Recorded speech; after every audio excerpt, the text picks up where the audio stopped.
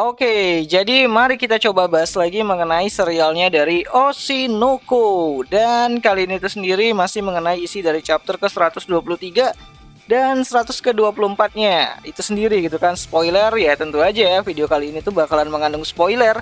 Jadi jika kalian tidak keberatan, yuk mari kita coba bahas.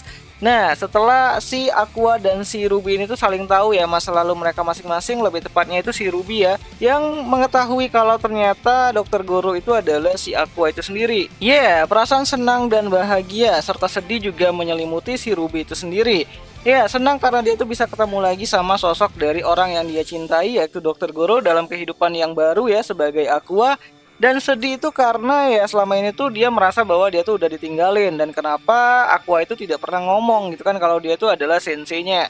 Nah, di sini Ruby tuh sedikit curhat lah mengenai apa yang dia rasakan selama ini kan, selama dia tuh menjadi seorang idol dan mengetahui kebenaran dari kematian dari senseinya itu sendiri. Dan dia tuh mulai merasa bahwa ya dia tuh selalu saja berharap kalau suatu saat dia tuh bisa ketemu sama senseinya lagi. Makanya dia tuh pengen jadi idol. Karena satu-satunya hubungan yang bisa menghubungkan mereka berdua itu ya dunia idol gitu kan, dimana si Ruby ini tuh ya pengen jadi idol agar bisa senseinya tuh datang melihat dirinya waktu manggung. Bahkan saat manggung sendiri, Ruby juga merhatiin para penonton berharap bahwa ada Dokter Guru di sana gitu kan. Bahkan dia juga berharap bahwa suatu saat nanti Dokter Guru akan mendatangi dirinya. Namun ternyata tidak ya, selama dia menjadi idol ternyata tidak ada sosok dari Dokter Guru yang mendatangi dirinya.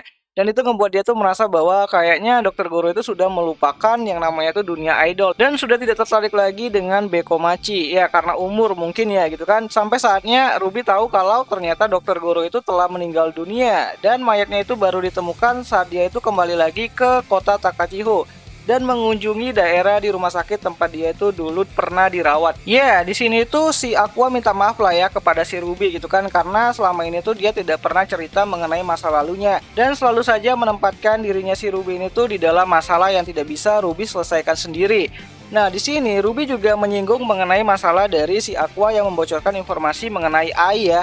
Dan itu membuat si Ruby ini tuh merasa marah banget dan memutuskan untuk menghentikan hubungan persaudaraannya antara dia dan juga si Aqua gitu.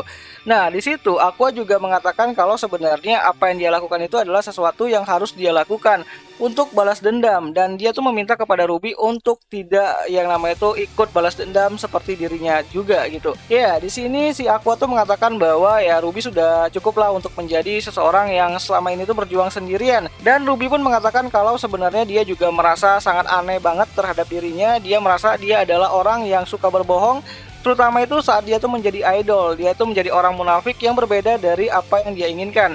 Ya, Ruby tuh pengen awalnya tuh jadi idol yang jujur dan menghibur semua orang. Namun makin kesini dia itu makin mengingat mengenai rasa sakitnya gitu kan, mengenai bagaimana dia kehilangan ibunya si Ai Hoshino dan kehilangan si Dokter Guru itu sendiri. Dan itu membuat dia itu ya buta dan harus yang namanya itu cepat-cepat terkenal gitu kan. Bahkan dia tuh rela ngebohongi para fansnya itu sendiri. Dan itu bertolak belakang dengan apa yang ada di dalam keinginannya saat menjadi seorang idol itu sendiri. Dan Aqua mengatakan bahwa Ruby tidak perlu lagi melakukan hal seperti itu, karena baginya Aqua hanya ingin Ruby ini tuh menjadi idol seperti apa yang dia inginkan dan tidak perlu mengikuti jejak dari mamanya yaitu Ai Hoshino yang menjadi idol seorang pembohong.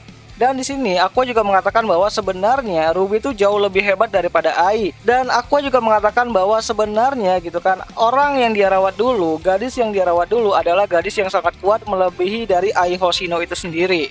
Nah, mendengar hal tersebut, Ruby yang awalnya itu memiliki sorot mata bintang di kedua pupilnya yang sangat gelap banget itu, kini berubah gitu kan, sorot matanya itu jadi lebih terang dan jadi lebih bercahaya gitu.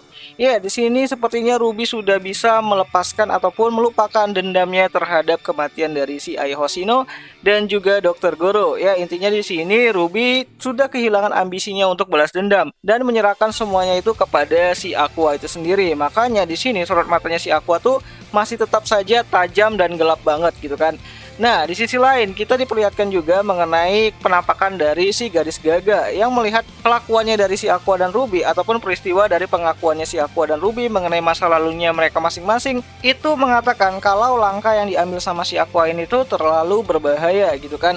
Ya, walaupun dia yakin kalau karirnya si Ruby bakalan lebih tinggi lagi daripada yang sebelumnya, Ruby bisa jadi orang yang bersinar lebih dari apa yang dia dapatkan sekarang. Namun sesuatu mengenai balas dendam itu memang tidak cocok ya untuk si Aqua itu sendiri. Ya, kalau menurut si Aqua, Ruby itu nggak cocok balas dendam. Tapi menurut si Gadis Gaga, bahwa yang sebenarnya tidak cocok balas dendam itu adalah si Aqua itu sendiri. Dan mengatakan bahwa akan ada takdir yang buruk yang akan menunggu mereka ke depannya gitu. Apakah langkah yang diambil sama si Aqua ini itu adalah langkah yang buruk? Ya, kita nantikan saja gitu.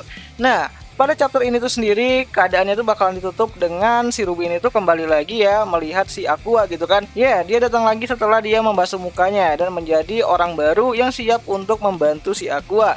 Dan di sini ya tiba-tiba saja si Ruby ini tuh mengingat kembali mengenai janjinya di kehidupan yang sebelumnya waktu menjadi si Sarina, yang mana Dokter Guru itu pernah berjanji kalau ketika si Sarina ini tuh sudah berusia 16 tahun, Dokter Guru itu bakalan menikahi dirinya. Menarik nih, apakah Winchest bakalan terjadi di sini? Nah, setelah kejadian itu beberapa hari selanjutnya gitu kan, kita diperlihatkan mengenai penampakan dari si Ruby dan si Aqua yang udah dekat kembali dan akur kembali, bahkan lebih akur daripada sebelumnya. Dan itu merujuk kepada tingkah-tingkah dari si Ruby ini tuh yang terlihat manja-manja sama si Aqua itu sendiri.